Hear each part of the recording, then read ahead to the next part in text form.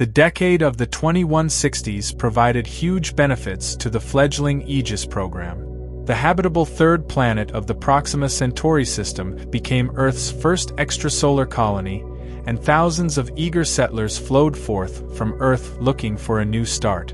Other nearby systems, such as Orion, Ceti Gamma, and Beta 7, were claimed and occupied by rival corporations, and farther out, new outposts were constructed in places like Beta Durrani, Deneb, Sirius, Jericho, Vega, and Sinzar. The Earth Alliance purchased Jumpgate technology from the Centauri in 2161, and Earth Force quickly engineered its own jump-capable exploration craft. The original Oracle hull, the EAS Argo, set out on its maiden voyage in 2163 and established many of the earliest traditions of the Deep Space Exploration Command. In addition to locating potential colonies at Vega, New London, and Altair, the EAS Argo and those ships that followed her met with new races like the Corlions, Torata, and Kasker, plus mapped dangerous regions of hyperspace that precluded further study. One unfortunate side effect of this was a cessation of further exploration spinward, near the edge of the galactic arm, due to treacherous regions of hyperspace in that area. Had Earth vessels proceeded in that direction, they might have met the Minbari under less aggressive circumstances. While all of this was going on, Earth Force undertook a crash course in the development of an interstellar space navy.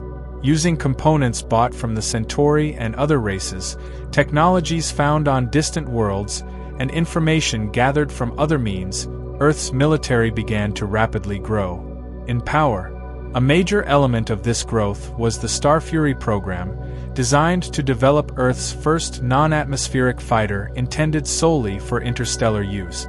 Cheap Delta-class fighters, still in use by the Belt Alliance, could operate easily from carriers or ground bases, but these craft were adequate only for a short-range role and could not hope to stand up to a real starfighter.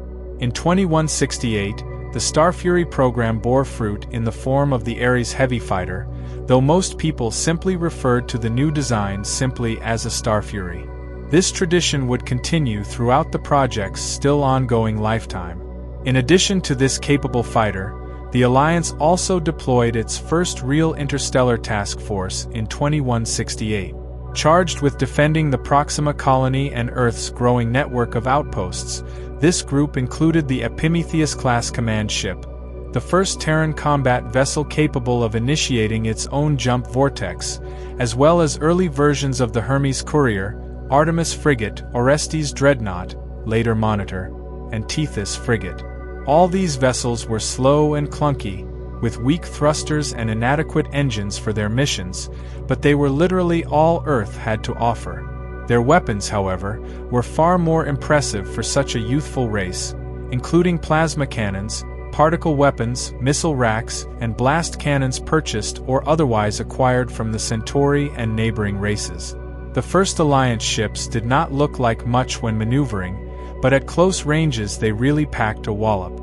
Their operational deployment also came at just the right time. The rapidly growing corporations, eager to make a buck, wherever possible, were beginning to infringe upon the territory of neighboring races, and not all of them appreciated the upstart Earthers and their expansionistic attitude. While some lodged formal protests with the Alliance over these gung-ho surveyors, a few reacted more aggressively. The first of these was the Kulani Directorate. The Kulani occupied only a single system, but it was directly in the path of Earth's access to the Tokati, a friendly race looking to establish a viable trade route. The Kulani made no attempt to diplomatically protest the construction of such a route, but instead attacked Earth's outpost at Deneb, then known as the Signet Station, with a cruiser group in April 2169. In this historic first meeting of Earth Force units against an alien foe, the Epimetheus cruiser EAS Asia was heavily damaged and the outpost itself destroyed. While the hardy Ares fighters fought valiantly to delay the Kulani, the Asia and a fleet of shuttles managed to rescue a quarter of the station's crew before the base finally broke apart under concentrated enemy fire. Earth was forced to abandon the system, and the Kulani deactivated the jump beacon without delay. In the time it took the Alliance to bring another jump-capable cruiser into the region, Earth's diplomatic corps managed to defuse the dangerous situation. With only a few dozen ships in the region, most of these light frigates and police craft, Earth was in no position to fight the technologically superior colony. Since all the colony wanted was to be left in peace, and the active Signet beacon was a threat to that peace, the solution was simply to not reactivate said beacon. This left the colony satisfied, and a nervous Earth force backed cautiously away from its first interstellar conflict. Many lessons were learned from the incident. The Ares fighters had been particularly successful, but were deployed in too few numbers to turn the battle. The EAS Asia was so badly damaged that it had to be decommissioned, but was quickly replaced by the new beta model of the Epimetheus class, which operated a more powerful suite of weapons and the prototype of Earth's first interceptor weapons. Interceptors, developed through technology located by the IPX Corporation during a survey of a long-abandoned alien outpost, was another high point in the Aegis program and was one of the primary advances made to Earth's Navy during the period. Interceptors were the first weapon capable of dramatically increasing the defensive firepower of naval vessels, and were instrumental in freeing up fighters from the traditional escort role to intercept and strike missions. However, perhaps the most important lesson learned was that a quiet neighbor can be a dangerous neighbor. By this point, Earth territory had expanded to the point where it bumped up against a number of alien races. Open trade was underway with the friendly Mentabans, Markub and Centauri, while border treaties had also been signed with the Vri, Deneth, Sh Lassans, and just recently, the Kolani. There was, however, one other race of significant concern, and that was the Ch Lonus. The Ch Lonus were a former Centauri subject race, who valued their own independence and security over just about any other. 1L. Concern. Earth ships attempting to set up trade relations were fired upon and forced to retreat without any attempt at dialogue. The Ch Lonus made no argument when Earth claimed the nearby systems of Deneb and Seti Gamma, but there was one additional system the Alliance had its eye on, Beta 7, home to a wealth of minerals and resources greatly in need as raw materials for Earth's growing colonization program. Surveyors found no evidence of a foreign claim to the system, despite its proximity to Chlon, so the Alliance decided to take control and hope for the best. After what happened at Signet Station, Earth moved into Beta 7 with great care and deliberation. After publicly broadcasting their peaceful intentions in the area, Earth Force assigned the Avenger Carrier Group to defend the system and began the process of building a mining station. From the beginning, Ch Lonus ships menaced this process, undertaking numerous close-range passes to gather information, but stopping short of actual armed combat. In response, Earth Force constructed heavier fortifications around the mining facilities, including rudimentary defense satellites and ground-based laser batteries to go along with orbital fighter asset. However, when Earth finally began construction of an early Orion-class starbase in late 2169, they finally forced the Ch Lonus into action. Unwilling to permit the existence of a nearby base capable of supporting a strike into their home system, the Ch Lonus attacked in force in late January of the following year. They were met by a well-prepared and heavily armed Alliance task group consisting of the carrier Avenger, the Artemis-class heavy frigates Merrimack and Lincoln, and a veritable horde of Ares-class starfaries.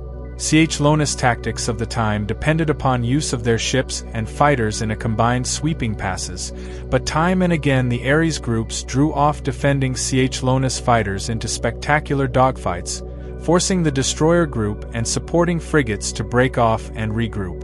In the end, the Ch Lonus retreated after losing most of their fighters, and while neither side lost a ship, none of those involved escaped the fight without at least some damage. The Earth Alliance responded to this unprovoked attack with outrage, but the Ch Lonus remained characteristically silent. Instead of suing for peace, they seemed content to enter a period of Cold War with their enemies. Earth continued to fortify Beta 7, completing the Orion base in late 2170 and assigning additional ships to defend the system. Meanwhile, the Ch-Lonus continued to raid the outpost and neighboring trade routes, although they made no attempt at military strikes against the vital supply line between Beta 7 and Sol. It was not until decades later that Earth Force agents discovered just how much of a paper tiger the Ch-Lonus military really was.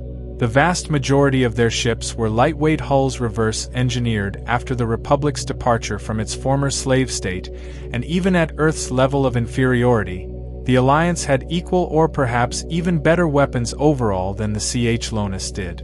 Earth could easily have conquered Ch-Lon had they possessed the desire and courage to do so, but of course the Alliance had no intention of becoming an imperialistic nation. In retrospect, this was probably a good attitude to have, and only added to the later developed Terran reputation of being a race not willing to start wars, but perfectly capable of finishing them.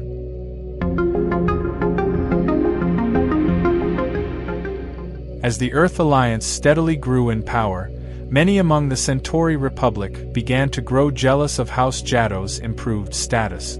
By operating as exclusive traders with the Earthers, Jaddo earned noticeably improved profits and enjoyed a steadily rising level of influence within the Centaurum. While some houses merely wished to establish their own trade relations with the Alliance, others saw House Jaddo as a threat and Earth the key to eliminating that threat.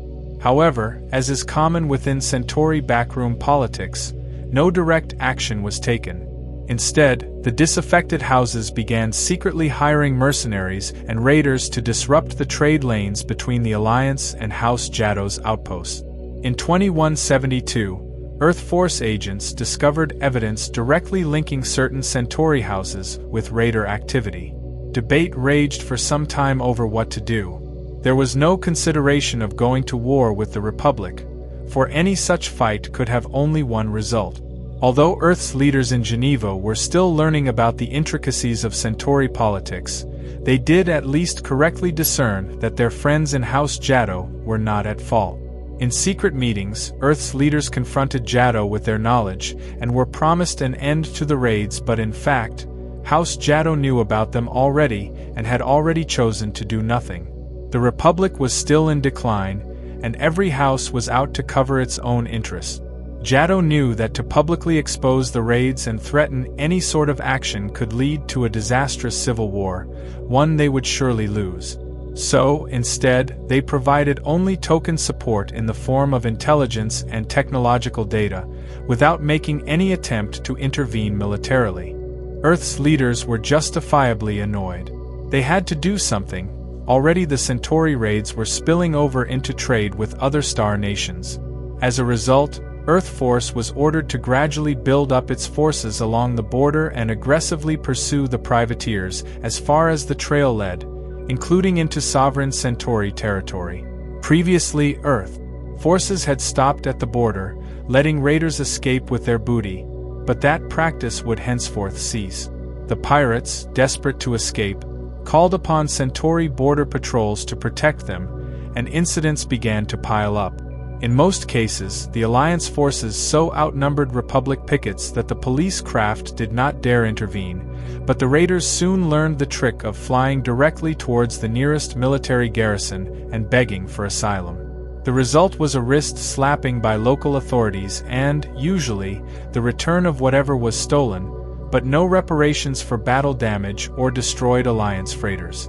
Although the Centauri repeatedly protested the violations of their space, Earth continued to aggressively pursue raiding vessels despite the threat of military action. Eventually, things boiled over when an Earth Force fleet opened fire on raiders taking shelter near a Centauri base. The base and picket ships returned fire, and in the resulting battle, most of the Republic's ships were destroyed. As word of this reached Centauri Prime, the Emperor himself finally sat up and took notice.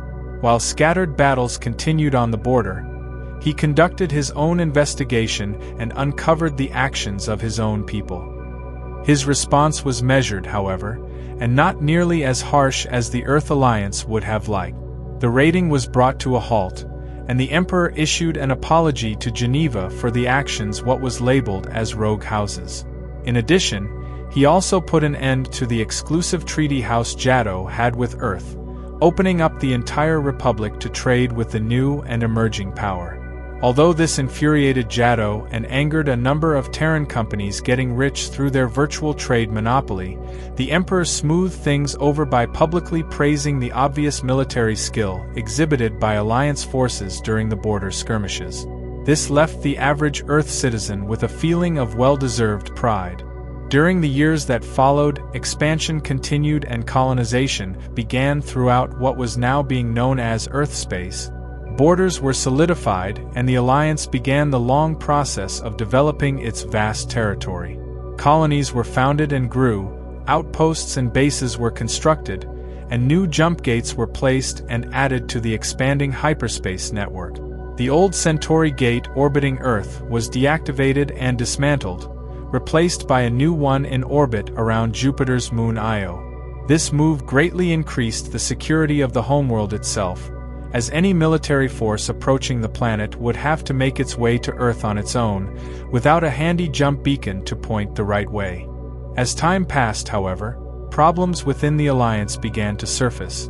Colonies such as Mars, Proxima, and Deneb began to voice a growing argument for self-government, increasingly believing the desires of the leaders in Geneva were no longer the same as those on their own planet.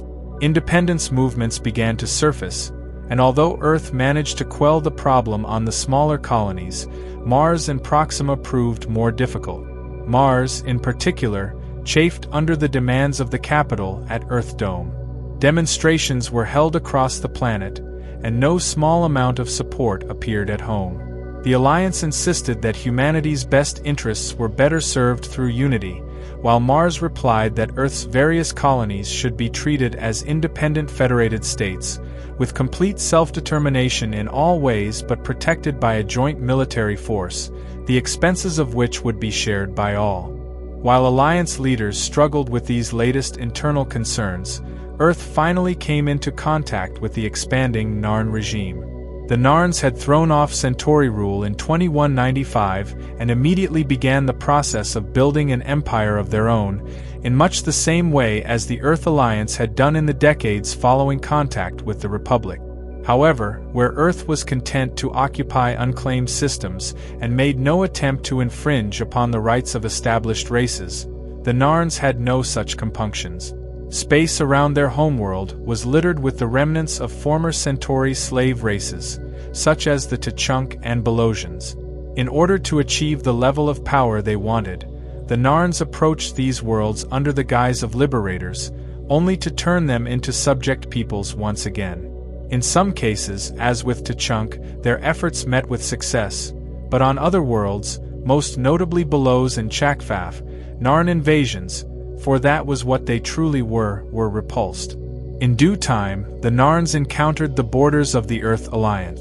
Relations were not formally established, and the Centauri Republic warned Earth Dome that the Narns were dangerous rebels who could not be trusted. The Narns saw the Earthers as Centauri collaborators, and harassed and raided Earth trading and exploration operations along the border, seemingly proving the Centauri case. In truth, the Narns were merely probing Earth territory and taking the measure of humanity, but the Terrans had no way to be sure of this. However, these incidents did have one significant benefit. They provided an umbrella under which Earth Force could build up its military without arousing the suspicion or ire of the colonies. For several years, warship and ground force production was of paramount importance. Technological advancements continued, and several new starship designs appeared, including the Olympus and Hyperion prototypes, vessels that would later become the backbone of the Earth Navy for most of the early part of the next century. While many of the new task forces were indeed sent to the Narn frontier, many more were held in reserve for use in quelling any civil unrest. This proved to be a wise decision, for in 2212, the Mars colony erupted in open revolt. Rioting broke out in nearly every city, and the Martian underground moved to take control using its own paramilitary armed forces. When Proxima threatened to do the same, Earth began an overwhelming and well-prepared invasion of Mars, crushing all resistance within the space of a few weeks. during the final days of this revolt, when failure became imminent, a fanatic loyal to Mars managed to assassinate President Kiyoshi. This led to a series of punishing sanctions against the breakaway colony, setting a foul tone for Earth-Martian relations for decades. With the threat of civil war abated, the Alliance was free to concentrate on shoring up the Narn border. The primary subject of argument was the Epsilon Indi system, a jumping-off point to Coriana and one of only 2 star systems with easily navigated jump paths into Narn space. The Narns claimed Epsilon Indi, but in doing so conveniently forgot to notice that Earth explorers had mapped and logged the system many years before. Unfortunately, so few resources existed there, at least in comparison with other nearby systems, that Earth never fully developed the area. This, to the Narns, provided the necessary excuse to move in and occupy it for themselves. During the middle part of the 2210s, the Narns occupied the outer planets in Epsilon Indi while Earth took control of the inner world. Both sides constructed their own jump gates and defensive stations, but neither seemed willing to fight over a few relatively useless chunks of rock. The Narn leadership, the Kari, saw Earth's unwillingness to go to war as a weakness, while the Earth Alliance felt that they just didn't know enough about Narn capabilities to risk an armed conflict. Things could not continue in this way for long, however, and finally in 2219 the fight began. Narn ships attacked an Earth cargo vessel on its way to deliver supplies, and reaction was swift. The Earth commander on the scene ordered a full pursuit of the Narns, and soon a general space battle broke out. Reinforcements were rushed to the scene by both sides, and the fight continued sporadically for the next several days until finally the remaining Narns retreated to the protection of their base. The Narns made a serious blunder at this point, however. Instead of sending in 2 newly formed task forces to counterattack at Epsilon Indi, they instead began raiding Earth systems in Eridani and Epsilon. Although they scored some noteworthy damage, they were eventually driven out by defensive picket forces occupying the threatened areas. The only long-term effect the raids had was to allow new Earth Alliance reinforcements to finally overwhelm the Narn defenses in Epsilon Indi, resulting in the destruction of the base and capturing of the jump gate intact. The beacon was then deactivated, cutting off the system from the Narn regime until assaults could be launched under the control of jump-capable command vessels, of which the still young Narn military was in woefully short supply. The Narns continued to harass the Alliance for the next several years, but were never able to seriously threaten Epsilon Indi or the other colonies. This was due in part to the Narn refusal to commit their entire military might against the Alliance, an action that would have seriously weakened their borders with the Centauri, whom they hated with all their hearts. Indeed, any attempted invasion of the Earth Alliance could have only one result: renewed subjugation, for even victory would have won them only a ravaged navy left wide open to attack by the hated Republic. Earth, too, had no interest in a full-scale war, sticking to their anti-imperialist guns and remaining content to fend off Narn attacks in their sovereign space. In the early years of the 2220s, the Kari finally began to put forth diplomatic feelers, and hostilities finally came to an end with the Epsilon Treaty of 2224. To many in the Earth Alliance, the removal of the Narn threat ended the last serious military risk to humanity. Earth's economic and military might now overshadowed all neighboring races with the exception of the Narn and Centauri, both of whom would never attack Earth without opening the door to an opportunistic counter-invasion by their hated rival. Even the threat of civil war had now been abated, as Proxima and the outer colonies seemed content to return to the old ways following a few needed concessions by Earthdome. Only Mars continued to seethe under the surface, but there was little they could do in the face of overwhelming Earth force might. Thus, in many ways, the Alliance was exactly where it wanted to be. A period of prosperity and peace settled in, and many optimists suggested that perhaps the risk of interstellar war had finally abated forever.